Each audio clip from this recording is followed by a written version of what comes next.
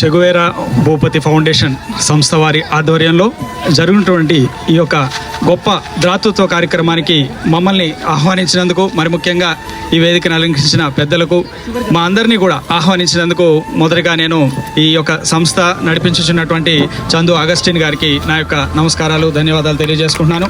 హాజరైనటువంటి గ్రామ పెద్దలు, పంచాయతీ కార్యదర్శి గారు, పంచాయతీ నూతనంగా ఎన్నికైనటువంటి సర్పంచ్ గారు, మిగతా సభ్యులు, గ్రామ సభ్యులందరికీ కూడా నా యొక్క నమస్కారాలు నేను తెలియజేస్తున్నాను.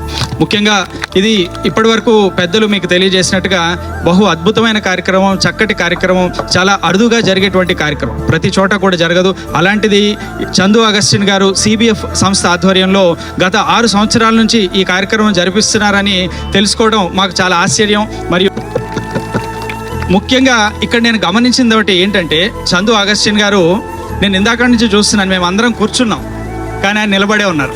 ఆయన యొక్క ఒక వ్యక్తిత్వానికి ఇది గొప్ప నిదర్శనంగా నేను భావిస్తాను. అదొకటి.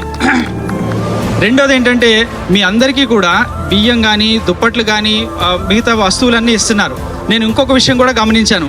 ఆ యొక్క సంచిలో నెలకు కావాల్సిన సరుకులన్నీ, వాటితో పాటు తలస్నానం చేయడానికి కూడా షాంపూ ఉంది.